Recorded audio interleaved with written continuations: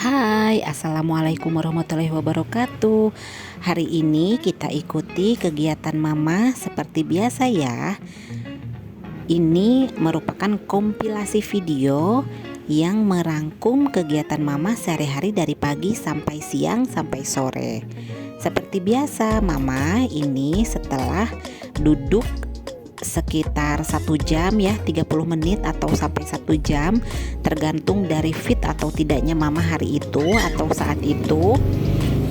Nah, setelah setelah duduk di kursi roda, kita akan kembali lagi ke kasur, kembali lagi Mama ditidurkan, tidur terlentang di kasur. Nah, ini proses menidurkan Mama, proses mengangkat atau memindahkan Mama dari kasur. Maaf ya, ini videonya gerakannya atau prosesnya agak terlihat sulit. Tetapi sebenarnya sehari-harinya saya sudah terbiasa dengan proses ini. Tapi karena ini untuk kepentingan video, untuk kepentingan gambar, ini agak susah karena untuk estetik juga ya, biar terlihat nyaman juga terlihatnya dan saya juga nyaman ketika memvideokannya. Baiklah, ini diangkat Mama. Ini ada teknik-teknik tertentu yang sudah saya pelajari dan pengalaman sehari-hari. Ini memindahkan dari kursi roda ke kasur itu memang agak sulit karena permukaan kasurnya lebih tinggi daripada permukaan kursi roda. Mama didudukan dulu lalu diangkat, digeser. Ini proses pemindahan ini saya selalu menggunakan kain samping untuk menggerakkan atau untuk memindahkan badan Mama, karena kalau digerakannya bagian pinggang itu Mama sakit dan tidak optimal juga. Makanya untuk proses perpindahan, untuk proses pergerakannya saya menggunakan kain samping. Nah, ini alhamdulillah Mama selesai ditidurkan. Ini kalau misalkan dalam kondisi fit, ini Mama tidak merasa sakit. Tapi kalau dalam kondisi tidak fit, dalam kondisi banyak keluhan, banyak atau tidak mood begitu, ini Mama selalu sakit begitu, ada rasa sakit. Nah, ini untuk membuat nyaman posisi tidurnya, saya selalu membetulkan atau menyempurnakan posisi tidurnya seperti ini sampai mamahnya juga terlihat nyaman dan mamahnya terasa nyaman dan kita melihatnya juga merasa nyaman. Ini saya mencoba berkomunikasi dengan Mama agar Mama bisa atau mau mengangkat tangannya, misalkan dengan menggerak-gerakkan tangannya, dengan dadah-dadah begitu, agar Mama memang mau menggerakkannya. Nah, ini kegiatan selanjutnya ini memang diambil di hari berikutnya atau entahlah memang ini tidak dalam satu hari, tapi intinya setelah selesai tidur, setelah selesai duduk, Mama tidur. Lalu setelah tidur, setelah nyaman, makan siang. Ini makan yang kedua kalinya ya teman-teman. Makan paginya sudah tadi jam 6 biasanya setiap harinya. Ini makan kedua, ini sekitar jam 9, 10, 11, 12 tergantung kesiapan saya juga atau ketersediaan waktu dari kami yang merawatnya. Ini untuk makanan, untuk makan sehari-hari, Mama ini masih suka makan bebas begitu. Jadi tidak ada makanan yang dipantrang, tidak ada makanan yang dipantang begitu ya. Mau makan mie, mau makan asin, mau makan ayam, mau makan lotek, mau makan sop kaki, sop iga. Wah, pokoknya kalau yang enak-enak apalagi itu selalu suka. Jadi intinya yang Mama suka, yang enak apalagi, yang rasanya enak, yang rasanya suka, itu Mama makannya masih bagus, makannya masih nafsu makannya tinggi begitu. Kecuali kalau makanannya yang tidak enak, yang rasanya tidak enak atau mamahnya memang tidak suka begitu. Jadi saya biasanya mengakalinya makanannya itu memang tidak terlalu yang terlihat sehat-sehat, misalkan tumis sayuran, misalkan tidak yang seperti itu, tapi lebih ke goreng-gorengan yang misalkan ikan pindang, ikan tongkol, ikan asin, even yang seperti itu boleh dimakan dan mama suka. Nah, untuk memberikan nutrisi lainnya seperti nutrisi buah dan nutrisi sayuran, saya menambahkannya di lain waktu. Jadi memang khusus ada untuk makan sayuran dan khusus ada makan buah-buahan, minum buah-buahan. Jadi tidak disertakan dalam menu meal makanan berat sehari-hari begitu. Kalau makanan sehari-hari yang disertakan dengan nasi yang namanya lauk pauk itu biasanya makannya yang biasa-biasa saja karena mamahnya memang sukanya begitu. Ya misalkan tempe goreng, tahu, bala-bala misalkan. Tapi nanti di lain waktu, di jam lainnya itu ada khusus sayuran yang di blender, buah-buahan yang di blender itu diberikannya pada waktu-waktu tertentu begitu, termasuk susu misalkan atau madu yang lainnya itu di waktu-waktu tertentu. Ini mama juga masih suka makan mie ayam, masih suka makan bakso, tapi memang dalam porsi sedikit. Jadi sehari-hari mama itu makan seperti biasa saja.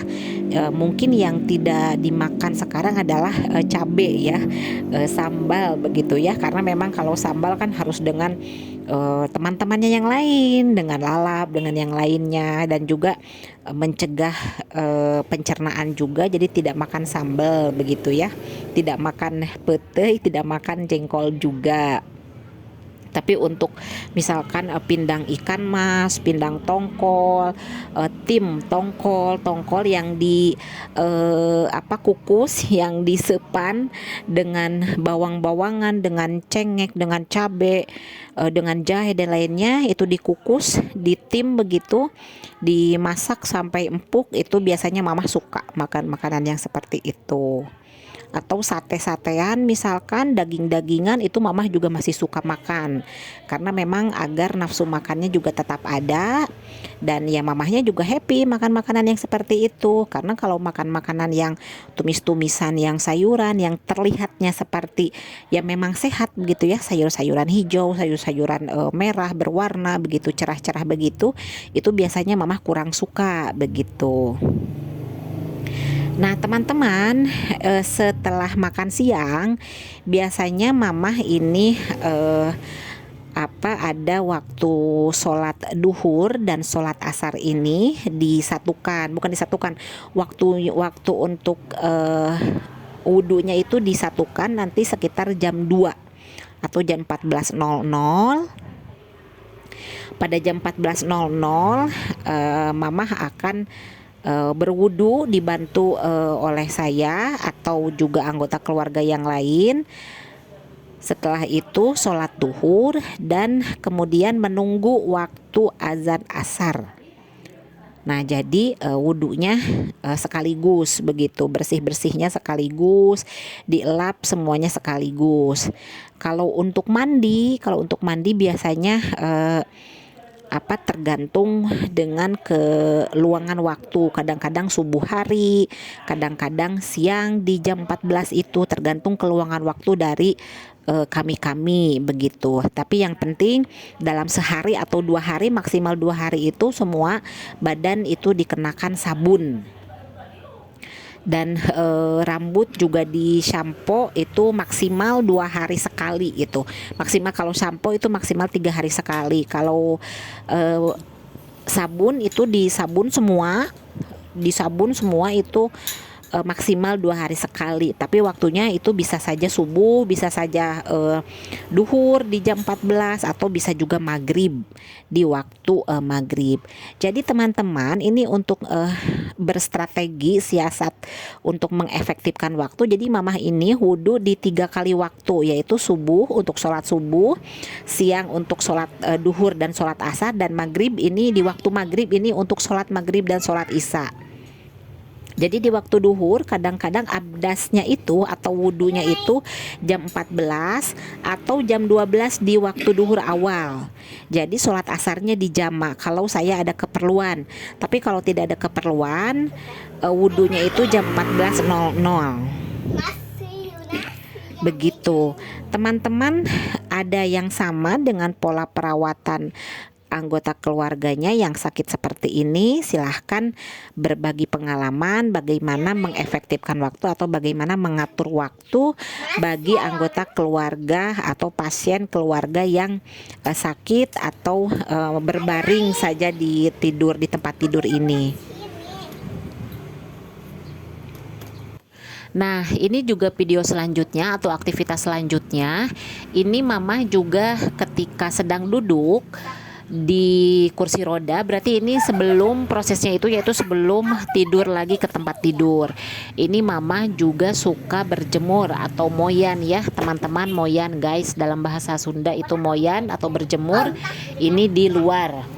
Kalau dalam kondisi fit ini mama terlihat menikmati sekali proses moyan ini atau proses aktivitas berjemur ini, karena memang mama bisa menyaksikan warna-warna hijau dari daun, warna-warna beraneka ragam warna dari bunga-bunga, dan warna hijau daun ini dan suasana luar ini juga secara ilmiah dapat menambah hormon kebahagiaan begitu, hormon endorfin begitu kalau tidak salah. Siapa yang tahu hormon kebahagiaan itu apa namanya? Ini juga dapat menambah hormon kebahagiaan dari mama yang tentu dapat menambah kesehatan mental dan kesehatan jiwa serta kesehatan pikiran dari mama. Ini selama proses berjemur ini kadang kala juga disertai dengan obrolan-obrolan. Kadang kala juga saya membiarkan mama menikmati pemandangannya. Terlihat dari proses ini, mama ada proses mengamati, proses mencerna, proses ingin memegang sesuatu. Tapi dari proses ini kita juga memerlukan